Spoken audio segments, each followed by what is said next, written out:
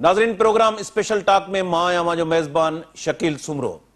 तकरारी आदमशुमारी जंहिंखे सिंध जी आवाम जेको आहे तमामु घणनि ख़दशनि जो इज़हार कयो आहे। पीपल्स पार्टी हुक्मरान जमायत जी मेज़बानी में कराची जे मक़ामी होटल में घण जमायती कॉन्फ्रेंस जेका आहे उहा घुराई वई, जंहिंमें जसकम, अवामी तहरीक, क़ौमी अवामी तहरीक, GS महाज़, SUP, MQM समेत कुझु GDA तंज़ीमुनि जेको आहे उन घणे जमायती कॉन्फ्रेंस जो बाइकाट कयो आहे।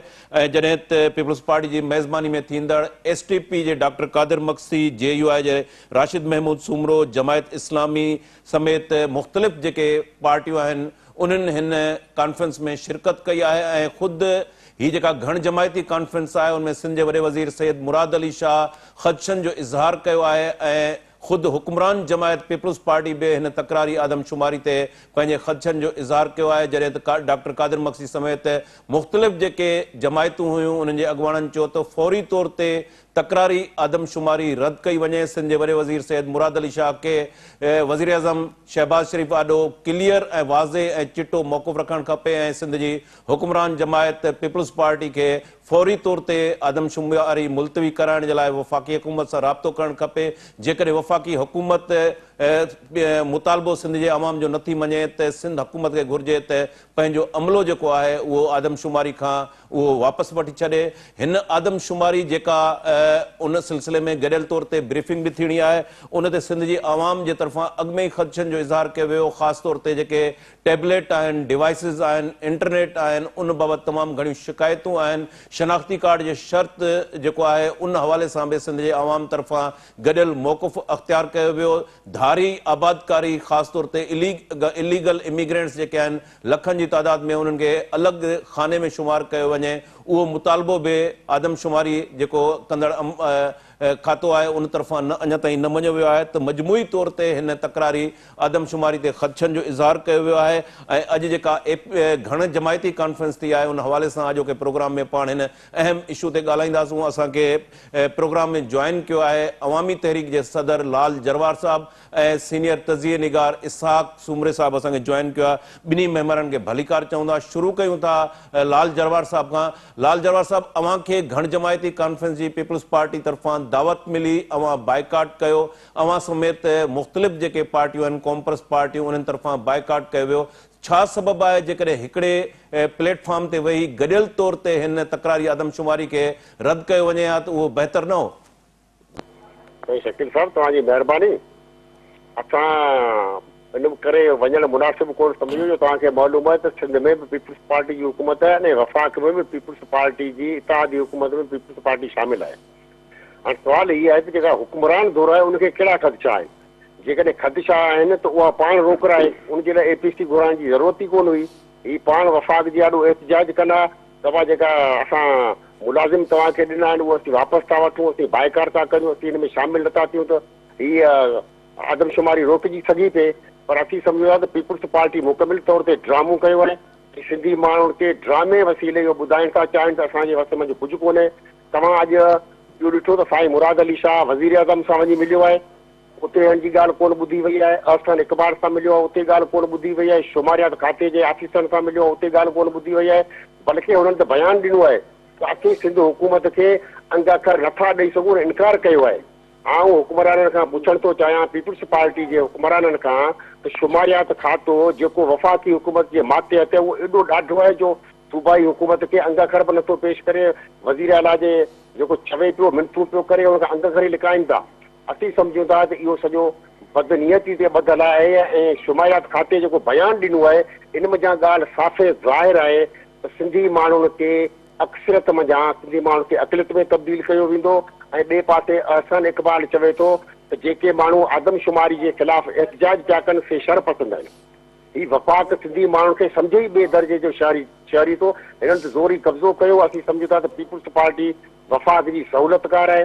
उहा वञी चई आई आहे त भले आदमशुमारी थिए, जेकॾहिं ही सिंधी माण्हुनि सां सचा हुजनि हा त आदमशुमारी रोकराए सजा थिए। पर इहो हिननि कमु कोन कयो आहे।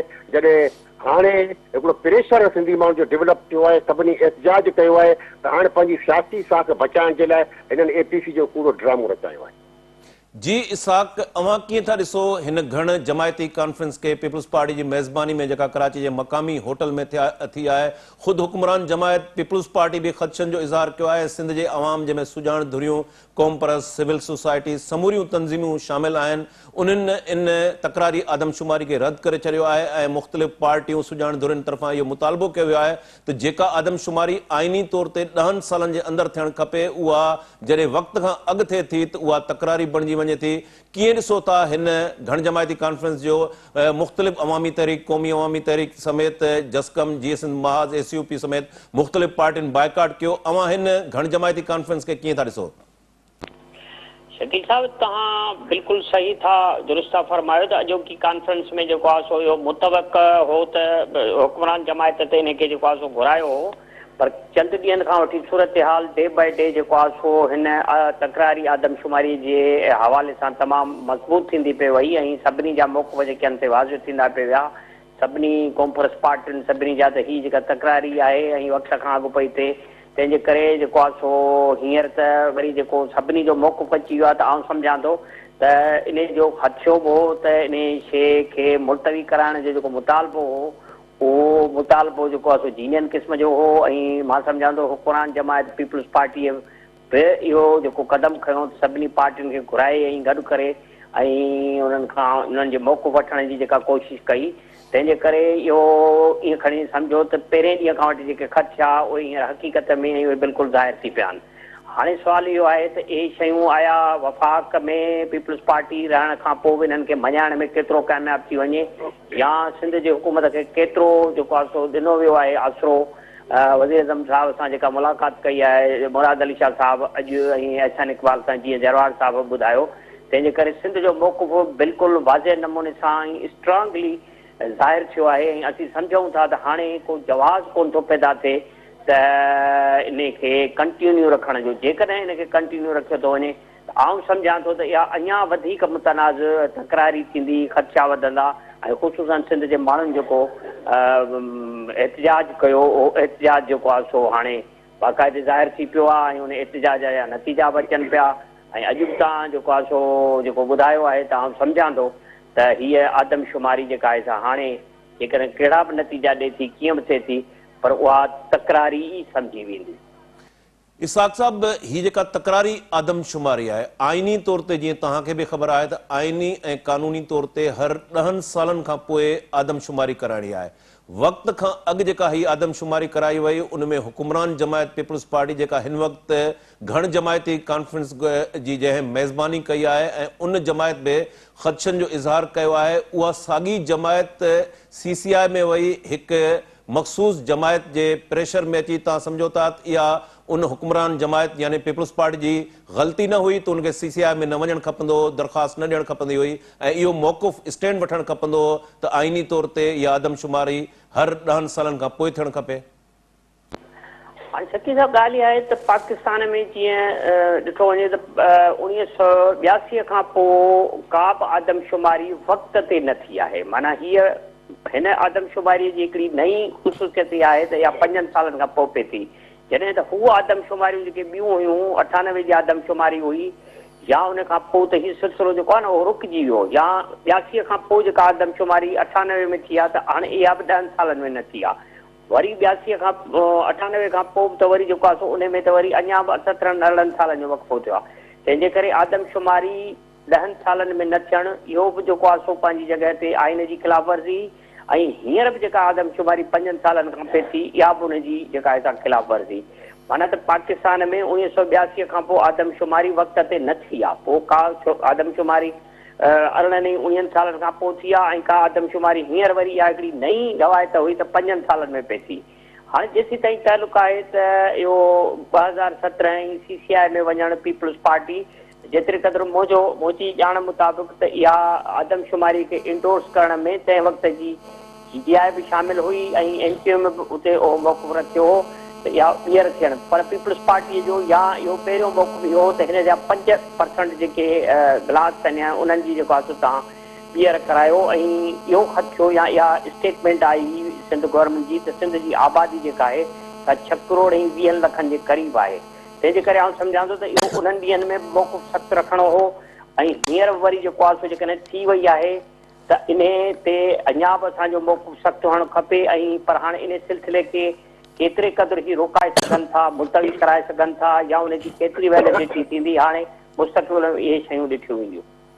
जी लाल जरवार साहब, अवां कीअं ॾिसो था त 2017 जी आदमशुमारी उन खां बाद में हिकिड़ी जमायत जेको आहे उहो मुसलसल लाॻीतो गैर आइनी डिमांड कंदी रही, मुतहदा क़ौमी मूवमेंट ऐं उन खां बाद में पीपल्स पार्टी CCI में दरख़्वास्त ॾिनी। हाणे साॻी पीपल्स पार्टी जेकॾहिं उनजी मेज़बानी में घण जमायती कॉन्फ्रेंस थिए थी ऐं उहा जेकॾहिं प्राइम मिनिस्टर आॾो ख़दशनि जो इज़हार करे थी त तव्हां सम्झो था त उन वक़्तु पीपल्स पार्टी खे जेका मुखालफ़त करणु खपंदी हुई उन वक़्तु पीपल्स पार्टी छो कोन कई? छा हिन सॼे सेंसस वारे इशू खे किथे पॉलिटिकल टूल तौर ते इस्तेमालु न कयो पियो वञे? साईं बिल्कुलु इहा तव्हांजी ॻाल्हि कंहिं हद ताईं दुरुस्त आहे। ऐं असीं सम्झो था त पीपल्स पार्टी हमेशह सांडे वांगुरु सौ रंग बदिलाईंदी आहे। पीपल्स पार्टी खे इक़्तिदार सां दिलचस्पी आहे, ॿिए कंहिंसां का बि दिलचस्पी कोन्हे। हक़ीक़त में तव्हां ॾिसो त हिननि खे जॾहिं 2017 मंझि CCI जो इजलास थियो त उते ही मुकमिल तौर ते स्टेज वठी इनकार करे अचनि था त हीउ ॾींहुं ॾिसण न पवंदा। उते ही लिखी ॾेई आहे त भले डिजिटल या आदमशुमारी थी, असांखे को बि एतिराज़ कोन्हे। उहो जॾहिं प्रोसेस शुरू थियो आहे त डिजिटल आदमशुमारी जो प्रोसेस शुरू थियण सां ई सिंधी माण्हू रद्द अमल ॾेखारियो आहे, एहतजाज कयो आहे। जेकॾहिं ही दानिशमंदी खां कमु वठनि हा, सियासी हिननि में थोरी सुध ॿुध हुजे हा, इक़्तिदार जी बुख न हुजे हा, त उन ई वक़्तु APC घुराईंदा, सभिनी माण्हुनि खे एतमाद में वठण दॿा, असीं वफ़ाक़ वटि कहिड़ो मौक़िफ़ रखूं। हिननि कुझु कोन कयो आहे। हाणे हिकिड़ो मरहलो शुरू थी चुको आहे। हाणे असांजो ॾिसो न हीउ ख़्यालु आहे ऐं चवणु आहे बल्कि मुतालबो आहे त ही सिंधी माण्हुनि खे हिकिड़े दीवार सां लॻाइण जी, उनखे क़ौमी वजूद खे ख़तमु करण जी हिकिड़ी मनसूबाबंदी आहे। हीउ रुॻी अंगनि अखरनि जो मसइलो कोन्हे या ख़दिशनि जो मसइलो कोन्हे, असांजे वजूद जो मसइलो। हिन में ख़दिश जी कहिड़ी ॻाल्हि आहे? असांखे हाणे हुननि ते एतबार ई कोन्हे रहियो। जॾहिं शुमारियात खाते बयानु ॾिनो आहे त असीं तव्हांखे अंग अखर कोन ॾींदासीं, हाणे सुवाल ई कोन्हे त को हिननि ते एतमाद करे सघिजे थो। हीअ अंग अखर ऐं नतीजा पंहिंजा मनपसंदि ॾींदा। उन मनपसंदि नतीजनि में हिकिड़ी धुर खे नवाज़ींदा, सिंधी माण्हुनि खे अक़लियत में तब्दील कंदा। उन करे हिन खे पीपल्स पार्टी खे स्टैंड वठणु खपे मुल्क जे वज़ीर आज़म जे साम्हूं, असांजे वज़ीर आला साहिब खे, शुमारियात खाते जे साम्हूं, एहसन इक़बाल जे साम्हूं। पर जेकॾहिं असांजे चवण ते तव्हां आदमशुमारी जो पहिरियों मरहलो जेको घर शुमारी थी चुको आहे, इन खे रोकियो, उनजा पहिरियों असांखे नतीजा ॿुधायो, ॿियो मरहलो असीं माण्हुनि खे एतमाद में वठी पोइ शुरू करियो। जेकॾहिं तव्हां असांजो मुतालबो नथा मञो त असीं तव्हांजी वफ़ाक़ी हुकूमत में रहण जे लाइ तयार ई कोन आहियूं। तंहिं करे मुंहिंजो ख़्यालु आहे त हाणे या थी वफ़ाक़ी हुकूमत खां जुदा थियनि ऐं सिंध जो क़ौमी केस लड़नि त असीं हिननि सां मुकमिल तौर ते गॾु हूंदासीं। न त ॿी सूरत में असीं सम्झंदासीं त पीपल्स पार्टी जा APC ॻाल्हियूं बयान सभु ड्रामा आहिनि, माण्हुनि जे अखियुनि में धूड़ विझण जे बराबरि आहे। सिंधी माण्हू हिननि जी कंहिं बि ॻाल्हि ते एतबार कोन कंदो। असांजो हिन वक़्तु इहो मुतालबो आहे त इहा वफ़ाक़ जी साज़िश आहे जंहिंजी सहूलियतगार पीपल्स पार्टी आहे। सिंधी माण्हुनि खे अक़लियत में तब्दील कयो वेंदो। अहसन इक़बाल जो बयानु साम्हूं आहे त इहो आहिनि शर पसंदि आहिनि जेके एहतिजाज था कनि। शुमारियात खाते जो बि जॾहिं बयानु अची वियो त इन खां पोइ हाणे पीपल्स पार्टी खे मुकमिल तौर ते स्टैंड वठणु खपे। जेकॾहिं पीपल्स पार्टी जी ॻाल्हि नथी मञी वञे त पोइ बहितर इहो त पीपल्स पार्टी वफ़ाक़ी हुकूमत खां जुदा थी सिंधी माण्हुनि जी अमली जदोजहद में शरीक थी वञे। जी इसाक़ साहब, अॼोकी घण जमायती कॉन्फ्रेंस इन खां अॻु में सिंध असेंबली मां रेज़ोल्यूशन ठाराव मंज़ूर थियण हिन तकरारी आदमशुमारी जे ख़िलाफ़, जीअं तव्हां चयो त ही जेका तकरारी आदमशुमारी आहे उहा मुकमल तौर ते कंट्रोवर्शियल थी चुकी आहे ऐं हिन घण जमायती कॉन्फ्रेंस में जेका डिमांड कई वई आहे, जेकॾहिं वफ़ाक़ी हुकूमत शुमारियात खातो उहा क़बूल नथी कई वञे त जीअं लाल जरवार साहब चयो त पीपल्स पार्टी खे वफ़ाक़ी हुकूमत खां दायार थियणु खपे ऐं गॾियल तौर ते सिंध जी आवाम खे जदोजहद करणु खपे। ईअं जीअं कालाबाग डैम जे ख़िलाफ़ गॾियल तौर ते उनमें पीपल्स पार्टी भी शामिल हुई, कौम परस्त सिविल सोसाइटी सुजाणंदड़ियूं, ईअं जदोजहद करणु खपे। अवां छा चवंदव इन ते? हाणे इन में हिकिड़ी शइ शकील साहब ॾिसो न, ॻाल्हि आहे त आदमशुमारी जो हिकिड़ो मरहलो जेको आहे सो शुरू थी चुको आहे ऐं उन में जेके इतला आहिनि या जेके ख़बरूं आहिनि त उन में सिंध गवर्नमेंट जे कुझु शयुनि खे वफ़ाक़ जेको आहे सो मञियो आहे। हिकिड़ो त शनाख़ती कार्ड जो को खणी अमल अलामती या कीअं आहे त केरु लिखाए या न लिखाए उहो अञा वाज़ियो न आहे। शनाख़ती कार्ड वारो शर्त बि ऑप्शनल आहे न, जेका असां ॾींदासूं। हाणे डैशबोर्ड ते रसाई इसाक़ साईं मुंहिंजो सवाल आहे त शनाख़ती कार्ड वारो बि त ऑप्शनल तौर मञियो वियो आहे न? ऑप्शनल तौर ते मञियो आहे जी। हाणे उन खे ते केतिरी जेका ऑप्शनलिटीअ खे ही केतिरो कनि था इहो आहे। वरी डैशबोर्ड जी ॻाल्हि आहे। हाणे मसइलो असां वटि जेको अक़लियत जो आहे, जीअं जरवार साहब चयो आहे त इहो ख़दशो असांखे पहिरें ॾींहं खां रहियो आहे। हाणे जेका मुंहिंजी असेसमेंट या मुंहिंजी जेका थोरी घणी स्टडी आहे उहा आहे त असीं पूरी सिंध में अक़लियत में त कोन था अचूं या ईंदासूं, पर शहरनि में जेको असांजो रेशो आहे उहो पंहिंजी जॻह ते ऑलरेडी 2017 में या ॿियनि आदमशुमारनि में बि असीं अक़लियत में आया आहियूं। तंहिंजे करे अक़लियत में सॼी सिंध में त असां सिंधी कॾहिं बि कोन अची सघंदासूं, न ईंदासूं। बाक़ी हाणे शहरनि जी जेका पोज़ीशन आहे जंहिंमें डिमांड्स आहिनि असांजूं सभिनी जूं गॾियल डिमांड्स आहिनि त जेके धारियां रहनि था उन्हनि धारियुनि जी ॻणप जेका आहे सा अलॻि रखी वञे ऐं उन्हनि धारियुनि जे लाइ वरी जेको आहे सो असां त इहो मुतालबो कंदा रहिया आहियूं या चवंदा रहिया आहियूं, लिखंदा रहिया आहियूं त इन्हनि धारियुनि खे जेके वोट ॾियण जा हक़ आहिनि या उन्हनि खे जेके ॿिया हक़ ॾिना था वञनि जेके असांजी डेमोग्राफीअ खे तब्दील करण जे पुठियां आहिनि त उन्हनि जे लाइ को सिंध गवर्नमेंट या पाकिस्तान पीपल्स पार्टी जो गवर्नमेंट जेको चिटो मौक़ुफ़ रखे त जीअं असांजी को पॉलिटिकल डेमोग्राफी तब्दील न थिए।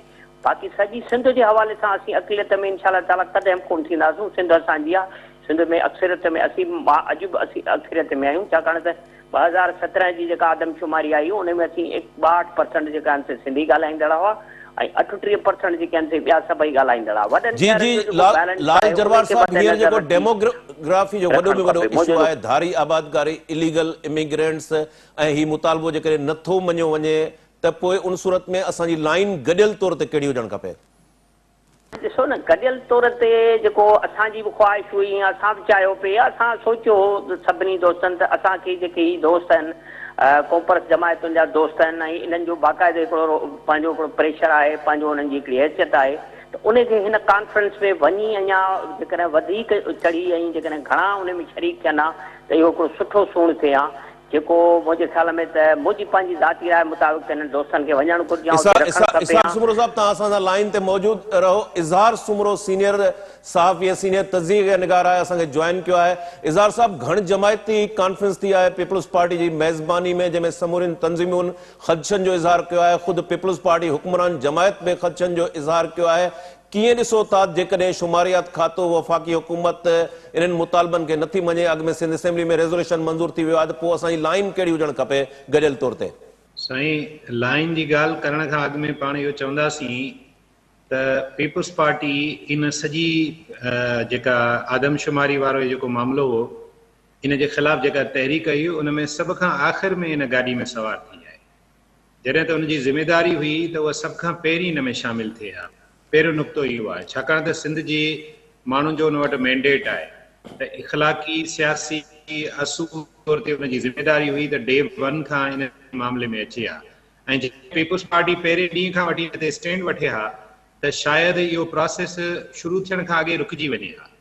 ॿी ॻाल्हि, टीं ॻाल्हि इहा आहे त पीपल्स पार्टी मर्कज़ ऐं सिंध ॿिन्ही में हुकूमतुनि में आहे, तंहिंजे करे अगेन उन ते न रुगो ज़िम्मेवारी थिए थी पर उन वटि हिकिड़ा अख़्तियार बि आहिनि।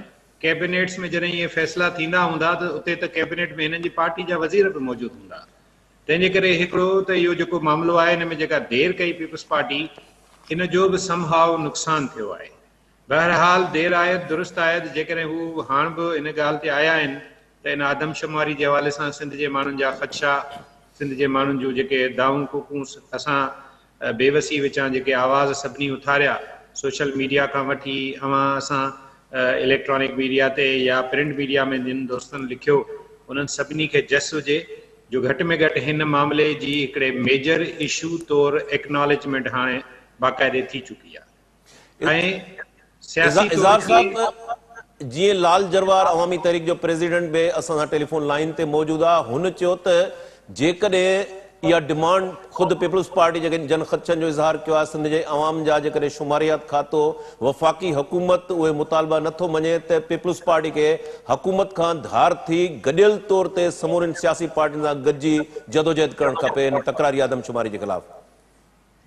हुकूमत खां धार थियनि न थियनि उहो त हाणे उन्हनि जी मर्ज़ी आहे, पर आउं इहा ॻाल्हि थो कयां त हिकिड़ो प्रिंसिपल स्टैंड उन्हनि खे डे 1 खां वठणु घुरियो, जेको न वरितो हुयो। हिकिड़ी सिधी ॻाल्हि आहे ऐं इहो ई सबबु आहे जो अॼु जेके कुझु पार्टियूं हिन प्रोग्राम में शरीक थियूं आहिनि, ॿियूं पार्टियूं न थियूं आहिनि, जेके न थियूं आहिनि उनजो सबबु बि इहो ई आहे।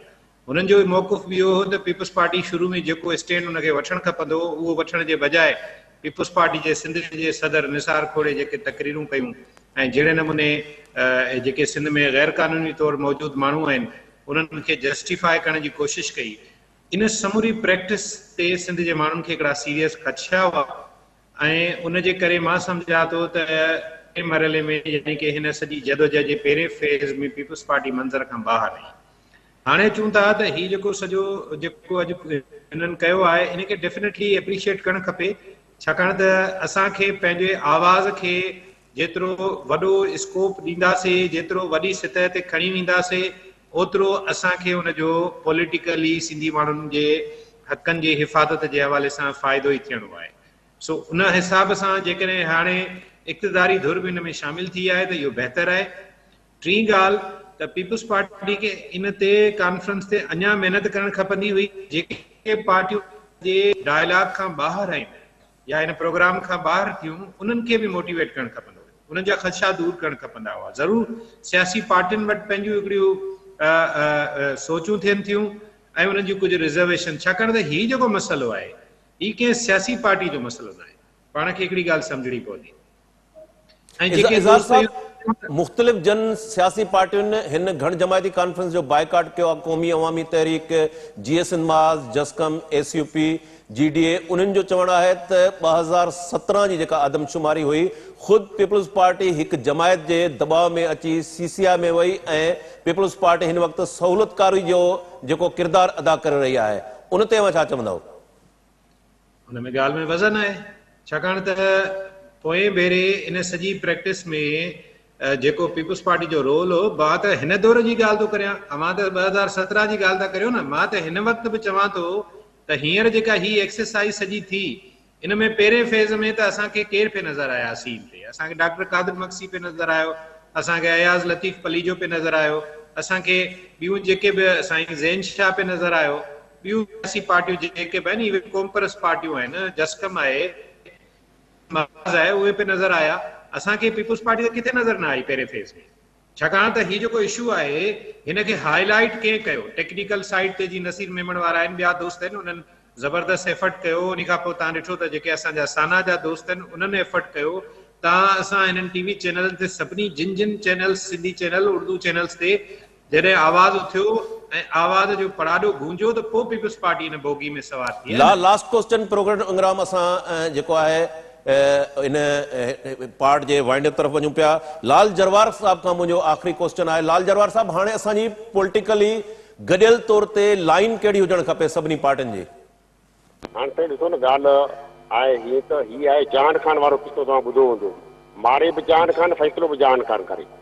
हुकूमत में बि ही, वज़ीर बि ही, मिनिस्टर बि ही, वफ़ाक़ी हुकूमत बि हिननि जी, सेनेटर बि ही, ऐं वरी APC बि ही घुराए पिया कनि त असांखे ख़दशा आहिनि।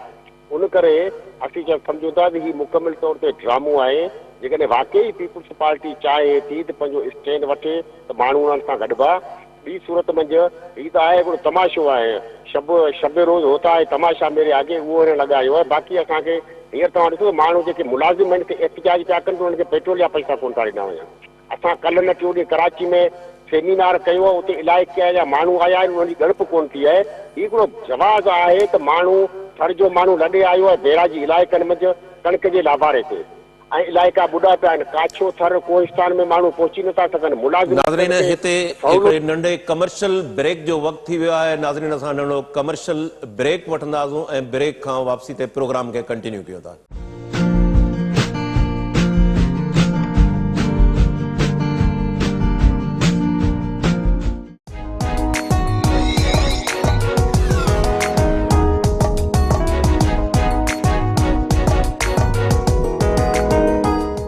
वेलकम बैक नाज़रीन।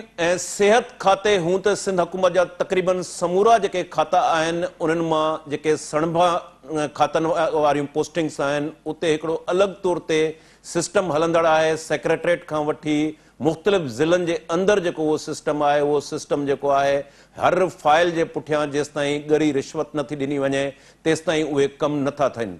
वारे सां तालुक़ रखंदड़ प्रोफेसर शाहनवाज़, डॉक्टर शाहनवाज़ सोढड़ जो पुटु डॉक्टर अब्दुल अज़ीज़ सोढड़ जी जेका आपघात वारो वाक़ियो आहे उन जेको आहे हिन सॼे सिस्टम खे एक्सपोज़ करे छॾियो आहे ऐं छिरकाए विधो आहे। ऐं 19 ग्रेड जो जेको डॉक्टर अब्दुल अज़ीज़ सोढड़ आहे उनजो चवणु आहे, जेको उन इल्ज़ाम हयो आहे सिहत खाते ऐं सेक्रेटरीट जे ऑफिसरनि ते, उनजो चवणु आहे त हुन खां पोस्टिंग जे लाइ जेके आहिनि उहे 5 लख रुपया तलब कया विया ऐं हुनजी जेका सिहत खाते ऐं DHO PPHI ज़िंदगी ज़हर करे छॾी हुई। हुनजे वटि घर जो जेको मसवाड़ जो किरायो ॾियण जेतिरा पैसा न हुया, ॿारनि जी फीस जा पैसा न हुया, उहो सेक्रेटरीट जे पोस्टिंग जे लाइ जेको आहे मुसलसल चकर काटींदो रहियो ऐं जॾहिं हुन खां ॻरी रिश्वत यानी 5 लख तलब कया विया त हुन फ़ैसिलो कयो त हाणे हू ख़ुदकशी कंदो। 4 सुफ़नि ते ॿधल जेको हुनजो ख़त बि मिलियो आहे ऐं हुन ख़त खां पोइ जॾहिं हुन 50 गोरियूं नशे वारियूं वापरायूं त उनखां बाद में कराची जी डाउ अस्पताल में हुनखे दाख़िल कयो वियो, जिते हाणे हुनजी तबियत जेका आहे सुधरंदड़ आहे ऐं हुनखे घर मुंतक़िल कयो वियो आहे। जॾहिं त सिहत खाते जे सेक्रेटरी ज़ुल्फ़कार शाह जो चवणु आहे त पंहिंजी पसंदि जी पोस्टिंग न मिलण जे करे हुन जेके सिहत खाते ऐं लाॻापियल जेके सेक्रेटरीट जा ऑफिसर आहिनि उन्हनि ते जेको हुन इल्ज़ाम हयो आहे उन इल्ज़ामनि जी इंक्वायरी कराई वेंदी। जेकॾहिं इंक्वायरी सही साबित थी ऐं उन में लाॻापियल अमलदार मुलविस निकिता, ऑफिसर मुलविस निकिता त उन्हनि जे ख़िलाफ़ सख़्त कानूनी कार्रवाई कई वेंदी। ऐं उनखां बाद में ज़ुल्फ़कार शाह जो इहो बि चवणु आहे त खेस जेका पोस्टिंग आहे चांडका में, उन चांडका में पोस्टिंग ते उनखे बहाल कयो वियो आहे ऐं हिन वक़्तु डॉक्टर अब्दुल अज़ीज़ सोढड़ जेको आहे उहो पंहिंजे घर मुंतक़िल थी चुको आहे, उनजी त हालत सुधरंदड़ आहे। हिते सवाल इहो पैदा थिए थो त न रुगो सिहत खातो, तालीम खातो, पर जेके बि सिंध हुकूमत जा मुख़्तलिफ़ खाता आहिनि उते सूरताल इहा आहे त पोस्टिंग खां वठी ट्रांसफर पोस्टिंग थिए थी या को कमु थिए थो पियो उहो पैसे खां सवाइ, ॻरी रिश्वत खां सवाइ हल नथो थिए ऐं पैरेलल नमूने हिकिड़ो सिस्टम क़ाइमु कयो वियो आहे। उन सिस्टम जे ज़रिए जेके माण्हू अचनि था उन्हनि जा कमु थियनि था, बाक़ियुनि खे ईअं रुलायो वञे थो पियो। हीउ जेको डॉक्टर अब्दुल अज़ीज़ सोढड़ जो केस आहे इहो केस स्टडी केस आहे ऐं इन हवाले सां हिन सॼे सिस्टम खे जेको एक्सपोज़ कयो आहे उनजी जांच बि थियणु खपे, इंक्वायरी बि थियणु खपे। इन केस ते असांखे टेलीफोन लाइन ते जॉइन कयो आहे नाले वारे कानूनदान शबीर शर एडवोकेट साहब। शबीर शर साहब, कीअं ॾिसो था हीउ जेको इन खां पहिरें बि हिकिड़ो कराची जे अंदरि मेमून डॉक्टर हुयो, केस थियो हुयो, डॉक्टर अब्दुल अज़ीज़ सोढड़ जी आबात वारो जेको केस आहे, इन केस में 4 सूफ़नि वारो हुनजो ख़त बि लिखियो आहे। कीअं ॾिसो था हिन केस खे स्टडी केस तौरु? तव्हां वटि मुख़्तलिफ़ केस ईंदा रहंदा आहिनि, पिटीशनूं बि फाइल थींदियूं रहियूं आहिनि। हिन केस खे कीअं ॾिसो था जंहिं सिंध हुकूमत जो जेको करप्शन वारो सिस्टम आहे उनखे एक्सपोज़ करे छॾियो आहे? हे सिंध गवर्नमेंट जा जेके अमलदार आहिनि उनजे करप्शन जो शिकार थियो आहे। असल में हिनजी घरवारी सख़्तु बीमार हुई, हुनजो उन इलाज जे लाइ हुन लोन अप्लाई कयो त उन ते DHO हुन खां 2 लख रुपया घुरिया। छो मूं वटि पैसा आहिनि कोन, को मां पहिरियों ई परेशान आहियां, ॿार मुंहिंजा कराची में था रहनि, पढ़नि ते था पिया, मुंहिंजी पोस्टिंग जेका आहे लड़काणे में कई वई आहे, सॼो मां डिस्टर्ब थी वियो आहियां, ज़ाल सख़्तु बीमार आहे, उनजे लाइ पैसा कोन्हनि खे, पघार मुंहिंजी बंदि पई आहे, पोस्टिंग मुंहिंजी आहे कान, 2 लख काथो वञा। हुन इहो चयो 2 लख लॾी ॾे त तोखे असां लोन कोन ॾींदासीं। हुन रिफ्यूज़ करे छॾियो। वरी वियो कराची हेल्थ डिपार्टमेंट में ट्रांसफर कराइण जे लाइ, त उते हिन खां 5 खां 7 लखनि जी डिमांड कयूं। जो बि मूं वटि पैसो का शइ कान्हे का, ऐं अॻु में ई जेका आहे 35,000 पघार जेका आहे अलाउंस हुयो उहो जेको आहे सो कटियो वियो। वरी 35,000 ॿिया जेका आहे हिन जो बोर्ड वारनि जो जेको आहे उन्हनि जे चंदे में जेके हिन कटिया विया, 70,000 जी पघार मुंहिंजी उतां हली वई आहे। त हाणे इहो मां 7 लखनि जो बंदोबस्तु मां काथो कयां? सॼी फैमिली जेका आहे मुंहिंजी डिस्टर्ब लॻी पई आहे, ॿार मुंहिंजा कराची में था रहनि पिया, ज़ाल बीमार लॻी पई आहे, मां हुते आहियां। उन्हनि में हिनखे सख़्तु जेका आहे उहा जवाबु ॾेई छॾियो त जेसिताईं तूं पैसा न ॾींदे तेसीं ताईं जेका आहे तुंहिंजी ट्रांसफर ऐं पोस्टिंग जेका आहे न थींदी, न ई तोखे लोन मिलंदो। हाणे उन ज़ाहिर आहे जे हिन जे लाइ सभई रस्ता जेके आहिनि बंदि थी विया ऐं हे करप्शन खे मुंहुं कोन पियो ॾेई सघे। घर जा मुआशी मसइला हुनजा तमामु ख़तरनाक हद ताईं हलिया विया, हुनजे ॿारनि जी तालीम जेका रुकिजी वई, घरवारी जो इलाज कोन पियो थिए, ज़ाहिर त हुनखे अहिड़े तरफ़ धिकियो वियो सवाइ मौत जे ॿियो को हुनजे लाइ रस्तो ई कोन छॾियो वियो। त हिन सिस्टम में ज़ाहिर त जेके ब्यूरोक्रेट्स आहिनि, माण्हू जी हिकिड़ी ट्रांसफर पोस्टिंग जेका आहे हुनजो राइट आहे त उन मुताबिक़ कई वञे न। हेल्थ मिनिस्टर वटि बि हिन जो फाइल वियो त हेल्थ मिनिस्टर बि हिन जे फाइल खे रद्द करे छॾियो। घटि में घटि हेल्थ मिनिस्टर खे त कंसिडर करणु खपंदो न। त हिकिड़े माण्हू खे जो डिस्टर्ब कयो आहे, हुनजी फैमिली खे डिस्टर्ब कयो आहे, हुनखे किथे उछलायो अथसि, हुनजी पघारूं सभु बंदि लॻियूं पियूं आहिनि, त हुन माण्हू खे कंहिं तरीक़े सां त रखिजे। सेक्शन ऑफिसर डिमांड करे वेही रहियो हाणे सॼी हिन कार्रवाई जो जेको नज़रो आहे उहो सिर्फ़ु अकेले सेक्शन ऑफिसर ते किरियो आहे, हुनखे सस्पेंड कयो अथनि। बाक़ी न DHO ते एक्शन आहे, न सेक्रेटरी ते एक्शन आहे, कंहिं ते बि कोन्हे। सभु जेके आहिनि से उहे वॾियूं मच्छूं जेके आहिनि से उहे बचियूं थी वञनि थियूं। शबीर साहब, हिन केस खां पोइ जेको पैरेलल सिस्टम आहे, असां ॾिसूं था त मुख़्तलिफ़ न रुगो सिहत खातो पर सिंध हुकूमत जा मुख़्तलिफ़ जेके खाता आहिनि उनमें हिकिड़ो पैरेलल सिस्टम हले थो। उन पैरेलल सिस्टम खे जेकॾहिं माण्हू उन जे थ्रू अचे थो त उनजो कमु थिए थो, पर जेकॾहिं थ्रू प्रॉपर चैनल जेको लीगल तरीक़ो आहे उन जे प्रोसेस में माण्हू वञनि था त उन्हनि खे रुलायो वञे थो। हीअ जेका पैरेलल सिस्टम हले थो पियो, उनखे मुख़्तलिफ़ वक़्तनि ते पिटीशनूं बि फाइल थींदियूं रहियूं आहिनि, दरख़्वास्तूं बि मुख़्तलिफ़ अदालतुनि में फाइल थींदियूं रहियूं आहिनि, पर जेको माण्हुनि खे जस्टिस मिलणु खपे उहो जस्टिस नथो मिले। हीअ जेको पैरेलल सिस्टम आहे बैड गवर्नेंस जी निशानदेही करे थो पियो, इहो कीअं ख़तमु थी सघे थो? कानून जे अंदरि उहे कहिड़ा सेक्शन आहिनि जेके उन्हनि ते इम्प्लीमेंट करण सां, कानून जी पोइवारी करण सां इहो पैरेलल सिस्टम ख़तमु थी सघे? छा करणु खपे आम माण्हुनि खे? ॾिसो न, गुड गवर्नेंस जो फुक़दान आहे असां वटि, गुड गवर्नेंस आहे कान का असां वटि। हिते हिकिड़ा ॿ रस्ता इख्तियार कया था वञनि, या सिफारिश या पैसो, हुन खां सवाइ टियों रस्तो ई कोन्हे को। ऐं असां वटि जेकॾहिं इन खे सिलसिले हाणे सुप्रींटेंडेंट ने जेको ख़त लिखियो, उन खां पोइ 1999 में मार्च में जेका सीनियर साहिब या नसीर एजाज़, हुनजो भाउ इरशाद अहमद खे ख़ुदकशी कई, हुन ख़त लिखियो हेॾो सारो लिखी रखियईं त हुनखे एरिड ज़ोन जे जेका मैकेनिकल स्टोर जी चार्ज जी जेका वठण ते ज़ोर भरियो। उहो चयो भई हिन में किरोड़नि रुपयनि जूं गोभियूं लॻनि, पहिरियां छॾियो त मां इहो रिकॉर्ड चेक कयां। हुनखे चयो त न, तोखे ईअं जो ईअं अखियूं ॿूटे जेका वठिणो आहे। जॾहिं हुनखे मजबूर कयूं त हुन पंहिंजो रेलवे अॻियां ट्रप ॾेई ऐं पंहिंजी जान ॾेई छॾी। ऐं हुन उहे ख़त छॾिया, सभु कुझु कई, ऐं कुझु बि कोन थियो, का बि इंक्वायरी कान थी। हाणे सुप्रींटेंडेंट जेको मरी वियो कराची में, उनजे मथां इहो ई प्रेशर हो त भई तूं असांखे मंथली हेतिरी पहुचाए। ऐं हे जेके बि बोर्ड में फ्लड जे दौरान जेके कुझु थिया आहिनि, कूड़ा बिल ठाहे, कुझु बि कर, छा बि कर, मथां माण्हुनि जो प्रेशर त भई असांखे जेका रिलीफ मिले, पाणी कढायो, उहे सभु शयूं ज़ाहिर त हुनजे मथां जॾहिं ऐं मथे मिनिस्टर लेवल ते हुन ते प्रेशर विधो वियो त तूं असांखे पंहिंजा हेतिरा पैसा ॾे, त हुन वटि सवाइ ख़ुदकशी जेको रस्तो ई कोन बचियो। अॻु में जेको आहे सो थोरो घणो इहो हूंदो त नेब खां ब्यूरोक्रेट्स ॾिजंदा हुया ऐं नेब जे केसनि खे खणंदी। हाणे हिन अमेंडमेंट करे 49 करोड़ ताईं जाइज़ करे छॾियो आहे, त 49 करोड़ ताईं हे भले खाईंदा रहनि, हुन खां मथे जेकॾहिं थी त पोइ अॻे जेकॾहिं पुटनि जे भाइरनि जे हिननि मां खातनि में जा निकिरंदा पैसा त उन्हनि ते केस थींदो। हींअर अमेंडमेंट करे उनखे पिला करे छॾियो त सिर्फ़ु केस जेको आहे उन ते थींदो जेको पंहिंजो डिपार्टमेंट जो मुलाज़िम आहे। हिन तरह सां ज़ाहिर त एंटी करप्शन में माण्हू उहे वेठा आहिनि जेके ख़ुदि करप्ट तरीन माण्हू आहिनि, हुन ते केयर करे का इंक्वायरी कान थी थिए पई, का जांच कान थी थिए पई। सॼो जेको सिस्टम जेको आहे हुननि जो उहो सॼो बदिलंदो पियो आहे। कानून त मौजूदु आहे, कानून ते अमल केरु कराए?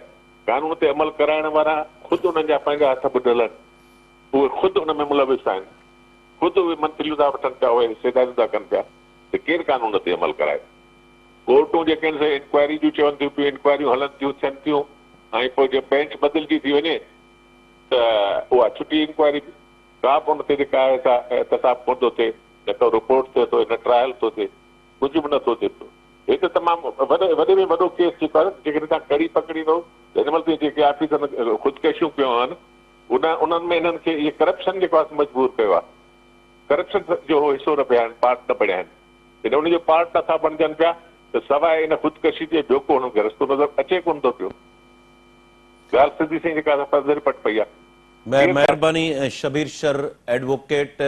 बिल्कुलु जिते जंहिं मुल्क जे अंदरि, जंहिं समाज जे अंदरि, मुआशरे जे अंदरि कानून जी हुक्मरानी नथी हुजे, कानून ते अमल दरामद नथो थिए, उते हिकिड़ो ई रस्तो उतां जे शहरनि लाइ वञी बचे थो त या त हू एहतजाज कनि या एहतजाज तौर ते जीअं डॉक्टर अब्दुल अज़ीज़ सोढड़ ख़ुदकशी कई आहे, अहिड़े नमूने सां ख़ुदकशी करे जेको सिस्टम हलंदड़ आहे उनखे एक्सपोज़ कयो वञे। ऐं मां सम्झां थो त हिन स्टडी केस खां पोइ हुक्मरान या जेके अदालतूं आहिनि, कानून नाफ़िज़ कंदड़ इदारा आहिनि, उन्हनि खे अखि पटणु खपे ऐं अहिड़ी बेरहरवी जेका सूरताल आहे, कानून जी जेका अमलदारी आहे, उनखे यकीनी बणायो वञे त जीअं अहिड़े क़िस्म जा जेके केस आहिनि उन्हनि खे बुंजो अची सघे ऐं माण्हुनि खे जेको आहे इंसाफ़ मिली सघे ऐं करप्शन जो जेको ही कारो निज़ाम हलंदड़ आहे, पैरेलल हिकिड़ो सिस्टम हलंदड़ आहे, उन पैरेलल सिस्टम के बंद कयो वञे त जीअं माण्हुनि खे कुछ न कुछ इंसाफ़ जेको आहे उहो मुयसर थी मिली सघे। हिते प्रोग्राम जो वक़्तु पुॼाणी के पहुतो। पंहिंजे मेज़बान शकील सुमरो खे इजाज़त ॾींदा। अल्लाह वाही।